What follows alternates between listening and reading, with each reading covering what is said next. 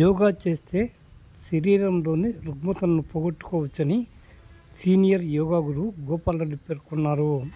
శ్రీ వాసవి కన్నికా పరమేశ్వరి ఆలయంలో శ్రీ సత్యాన్వేషణ యోగా కార్యక్రమం ప్రారంభం సందర్భంగా సీనియర్ యోగా గురువు గోపాల్ రెడ్డి మాట్లాడడం జరిగింది. యోగా గురువు గోపాల్ రెడ్డికి యోగా గురువులైన జనార్దన్ రెడ్డి, సావిత్రులతో పాటు పలువురు పట్టణ ప్రముఖులు పాదాభిషేకం చేయడం జరిగింది. ఈ కార్యక్రమంలో గొల్లా సత్యప్రసాద్, నూనె మోహన్, అమరా యాదగిరి సుబ్రాయుడు గుప్తా, పాదర్తి నాగరాజు, సివిసి సత్యం, గాదంశెట్టి వేణుగోపాల్తో పాటు పలువురు ప్రముఖులు పాల్గొనడం జరిగింది.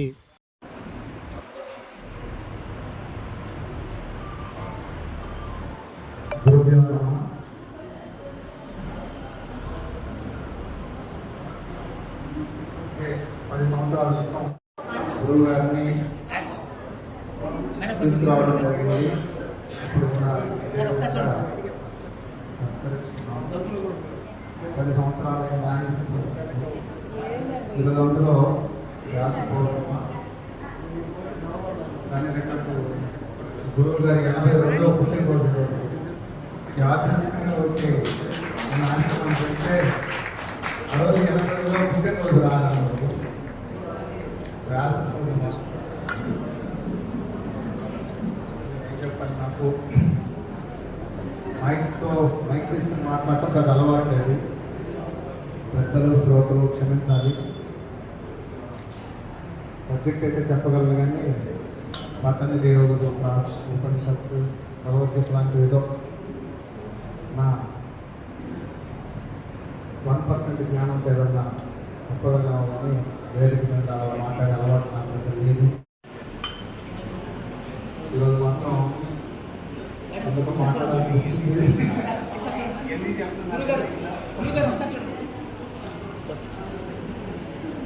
మా గురువు గారు కాబట్టి అదొక సంతోషం ప్రకటన. ఆయన బిడ్డల్లాగా మమ్మల్ని ఆదరించి ఆ రోజు ఏదో జాబ్ రిజైన్ చేసి వచ్చిన తర్వాత టెక్కీగా ఉన్న నన్ను బయటకు వచ్చిన తర్వాత ఆదరించి చదువుకున్న ఆయన బిడ్డలు చక్కగా విద్య నేర్చుకునేది మమ్మల్ని ప్రోత్సహించి తర్వాత బెంగళూరు పెద్ద గురువు గారిని పరిచయం చేయించి మనకంటూ ఒక స్థానాన్ని అక్కడ కల్పించి చాలా కేర్ తీసుకున్నారు. ఆయన బిడ్డలా చూసుకుంటారు. ఈరోజు కూడా మా ఆప్యాయత అనుభవం వేరే విధంగా ఉంటుంది. దూరంగా 500 ఆశ్రమానికి రోడ్డు మీద దాదాపు 500 అడుగులు ఉంటుంది. ఆ దూరం నుంచి కూడా నమ్మతా వస్తుంది బయటికి. అప్పుడే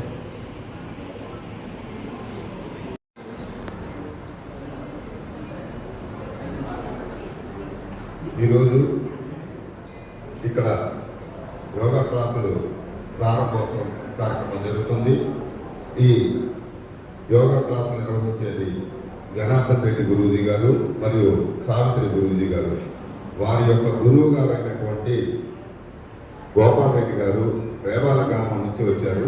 వారు 60 సంవత్సరాల నుంచి యోగా విద్యను అందరికీ పంచుతూ అనేకమైనటువంటి రుగ్మతలు సమస్యలు ఉన్న వాళ్ళకి నయం చేస్తూ ఈ యోగా విద్యని వ్యాప్తి చేయిస్తున్నారు. వారి యొక్క శిష్యులైనటువంటి జనార్దన్ రెడ్డి గురూజీ మరియు సావిత్రి గురూజీ గారు ఈరోజు గురు పౌర్ణమి సందర్భంగా, అదే కాక గురువు గారి పుట్టినరోజు కూడా ఈరోజు, వారిని పాదపూజతో సత్కరించి గండబెండేరని తొడుగుతున్నారు. ఈ సందర్భంగా మీ అందరూ ఒకసారి గురువు గారి గండబెండేరడం జరుగుతుంది. ఒకసారిగా మీ చప్పట్లతో ఈ కార్యక్రమాన్ని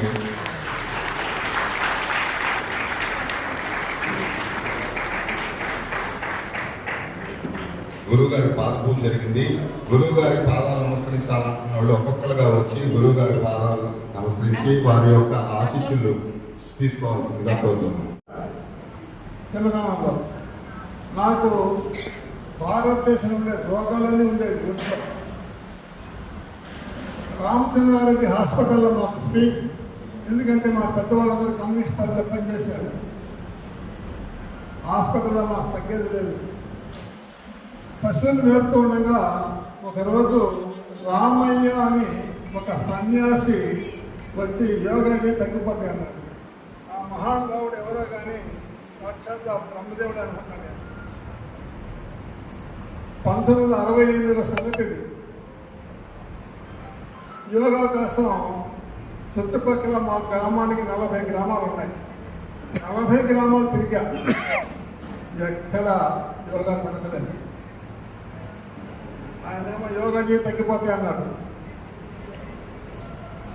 ఒక ఆయన బ్రాహ్మణ మోహన్ రావు అని నేను చెప్తానని వచ్చాడు.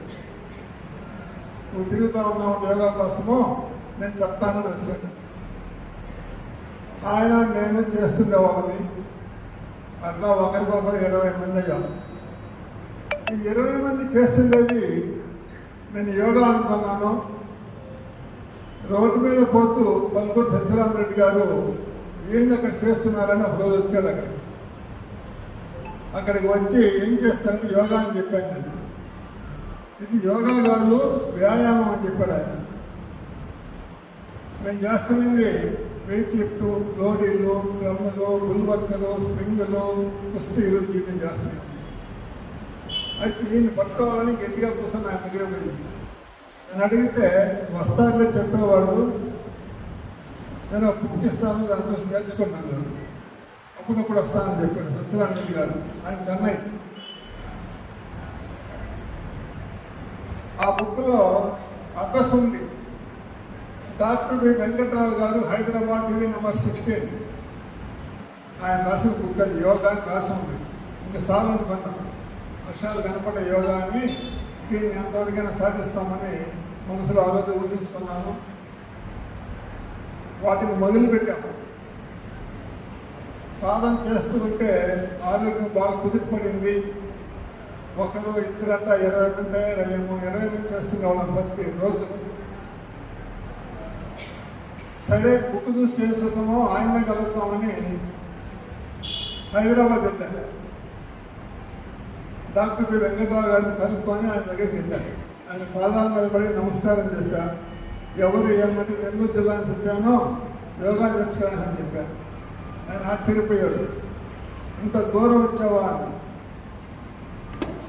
ఆ మహాతల్లి భోజనం ఫ్రీగా పెట్టింది, ఆయన యోగా ఫ్రీగా నేర్పెట్టాను.